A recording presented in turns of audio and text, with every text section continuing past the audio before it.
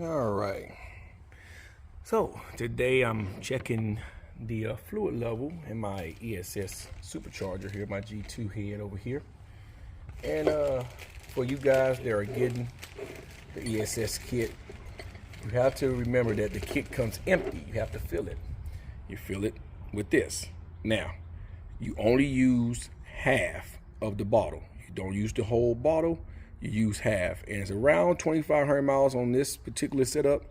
So let it focus. So I'm going to check the fluid level and see what's going on, and I'm gonna know if it's full or not. Now, like I said, the initial supercharger fluid change must be performed at 2,500 miles.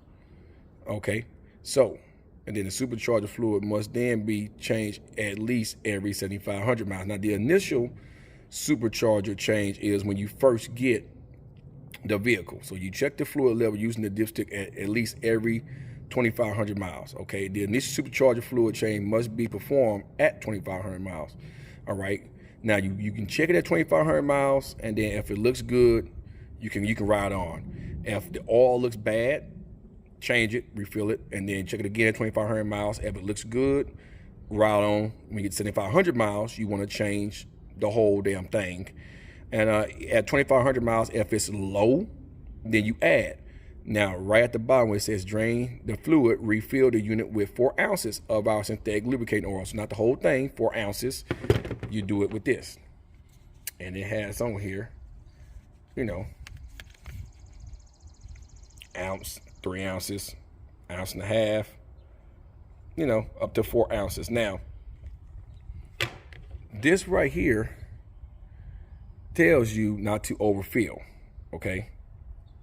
Not to overfill at all, okay? Now, in the instructions, it'll tell you half. Half the bottle is about 4 ounces, right? Half. So you need to be very, very, very, very careful. Follow the instructions to a T on this damn thing, because if you overfill, you have bearings in here and seals in here. If you overfill, you can mess that up, and then you will have a problem. This side is your fill side. This is your dipstick side here. Now, what I normally do, I normally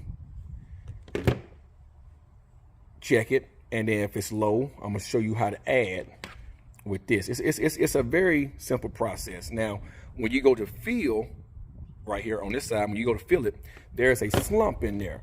A lot of guys make the mistake, they'll just stick this in here, right? They'll stick the fill nozzle in there, and then when they stick it in there and they try to suck out the fluid or they try to fill the fluid, it'll run out the top here. That's because the nozzle, this piece here, has to go down in a slump. And you'll know when you find a slump, because when you start to feed this in here, you'll feel it when it hits the bottom, and then you'll feel where it actually finds another indentation, which is the slump, and then it goes in there, and then you know you pretty much fill this up. So with that being said, though, I'm gonna go on ahead, take this off, and go from there. Pause it, go from there. What I normally do, I'll take the dipstick side out first, and then check the dipstick. So make sure that that's still kind of tight, kind of hard to do. It's already a little loose, because I kind of pre-tighten it up. Pre-loosen it, I mean. So I'm gonna pause it, get this out, and show you what the dipstick look like. Okay, sorry about that, guys. Hard when you're working with one hand. So I got it out, right? And you can see that focus. Kind of hard to focus. There we go. You can see that I got oil right at the top. It's showing at the top of the hash. Now it's running down, but if you look real good, you can see that oil. Focus, motherfucker. You can kind of see that oil. If you hold it straight down, it's all up on the hash. So it's hard for me to show you guys, but you have those hashes on there, the hash marks. Bring it up slow, like there you go. You got hash marks on there, right? Pretty much when it's all the way up to the top on the hash mark, just like anything else, it's pretty much full. And I can see the oil, how it glazed up on there. So what I'm gonna do now is run this back in here, tighten it back up, and then I'm gonna check the fluid level on the fluid side and see, do I need to add any more fluid? So, one sec. And you guys can see I got the magnetic side. You can see them seals on there, man. You have seals, so be very careful. So now, I'm gonna check the fluid level. So what you do is you stick this down in here. And like I say, it stops kind of early, but you have to find it. It's a slump. See, when you find a slump, it goes all the way in there like that. So when you first put it in, right? Let me show you again. When you first put this in, there we go. Gotta find the hole. That's what she said.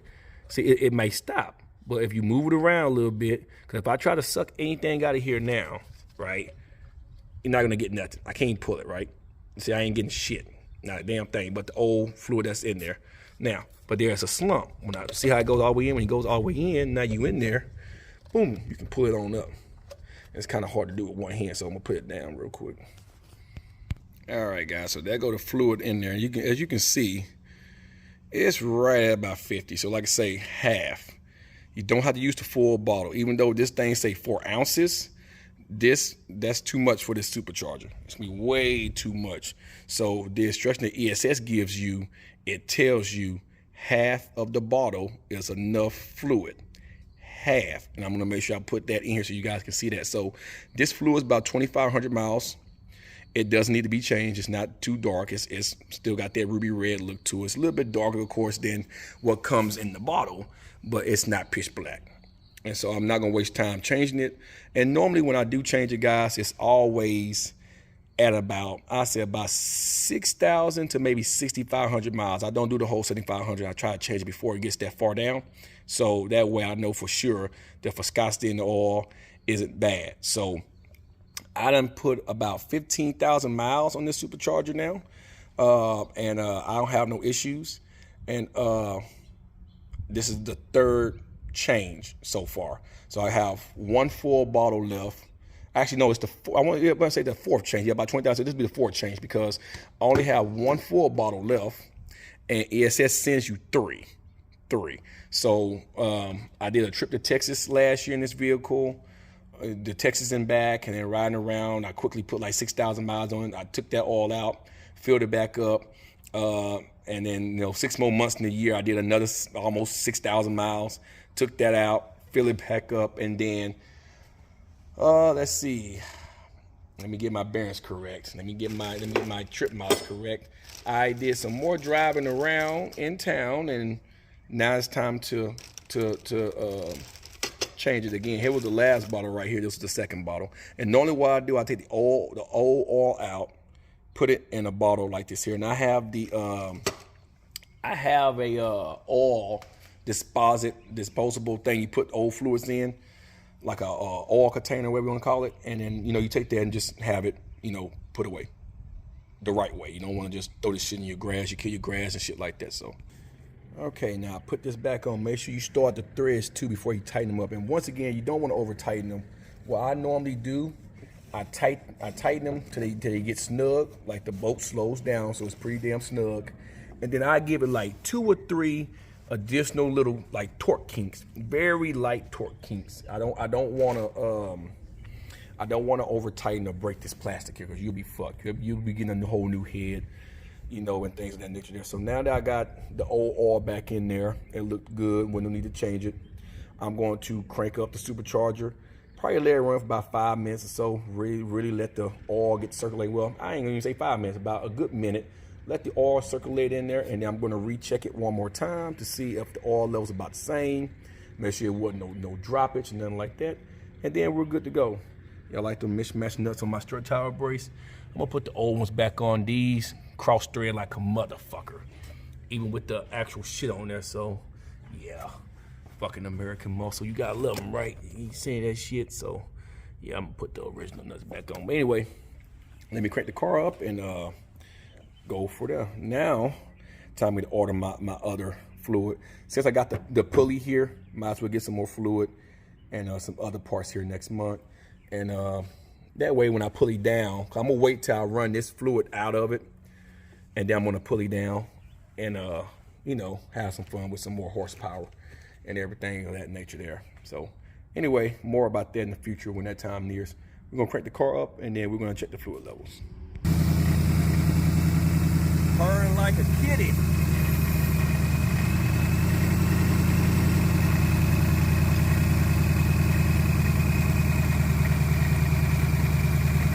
Purring like a kitty. I probably got a little oil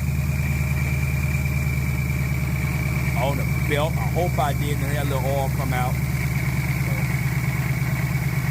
But she is purring like a kitty, man. And once again, this is the baby pulley.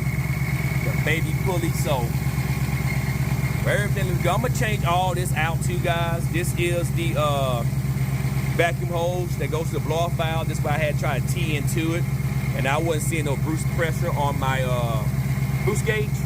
So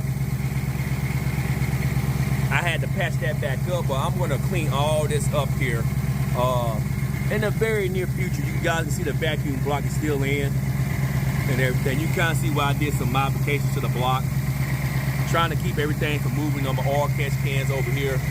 I'm hoping that this ain't causing no vibration to my knock sensors. I don't think these are the catalysts. I kind of figure out how to shift my car now. 6500 seems to be the sweet spot. So cooling level's good, nothing too crazy about that. All right, that should be long enough. We're gonna turn the car off now and we're gonna check the supercharger. I need to wash this motherfucker. You guys can see that's that baby pulley, man, the 125. Hey, if you guys wondering why you're only making about 600 horses, hey, it's 125 on here. And you can probably still see down there two stock heads. I haven't did no long tubes just yet, but it's coming. Trust me, believe me when I tell you it's coming. All that shit's coming. So anyway, we're gonna check the fluid level real quick. All right, guys, trying to hold this down. You can kind of see the hashes. And like I said, it's full because it's all the way up to the top where the indentation meet. So it's full. It's no need to add. If you can probably see a little red glare. All go clearly all the way up to the top right there. So it's hard to see, but it's full. It's full. You probably see a little red glow right there. So with that being said, we'll put this back in. Remember, guys, you have seals on here. You don't want to over tighten these. You really don't. So it's full. It's all the way up to the top. Like I say, ESS tells you to only add half the bottle because you're gonna risk putting too much oil in here. And like I say, you have bearings and seals. The last thing you want to do is fuck that up. And a regular Allen key will work. I have a star adapter here, and on the field side, I have my regular Allen key that goes in there. Nothing too crazy. This side I always use the magnet on. The magnet actually clamps, right? The magnet clamps on this side. It doesn't clamp, so just be mindful of that. So anyway, get this back started in here. Put the camera down, be easier. All right, guys, and that's it. And the supercharger check and feel is complete. Now I know you guys are probably wondering, how do I know how many miles is on the car supercharger? So I'll show you how to do it. So in the Mustang, of course, in any car, you have two trips, a trip A and a trip B. So my trip A, right, let me go ahead and get to the settings. This is my trip A. So this is how many miles I know I did on my transmission so far. 983 miles, close to 1,000 miles on the transmission. And I always reset the trip 1 when I'm just doing basic driving. But for the sake of the transmission, I haven't reset it yet since I had the trans put back in the car, brand new, and I've been driving it. Trip 2 is my supercharger. Now, I checked it a little bit early, but 2,100 miles so far on that particular fluid that's inside of the supercharger. I never reset trip 2 until it's time to change the supercharger oil. When I actually change the supercharger oil, I go in and I reset it, and I'm good to go.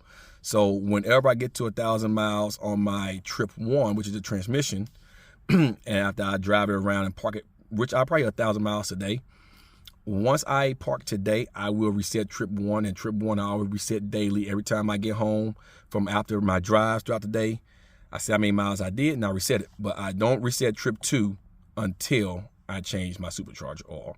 So if you guys have a Mustang, you're trying to keep tabs on how many miles you got on your supercharger, I always say use trip 2, because you're more prone to changing trip 1 than trip 2, because it's the first thing you'll see depending on which order you're going in. So I will use my trip 2 for the supercharger mileage, trip 1 for just your regular day mileage. So that's how I do it. So I hope this video helps. And yeah, so all the guys are getting ESS kits, money well invested. So you guys enjoy your day, and I'm out. Peace.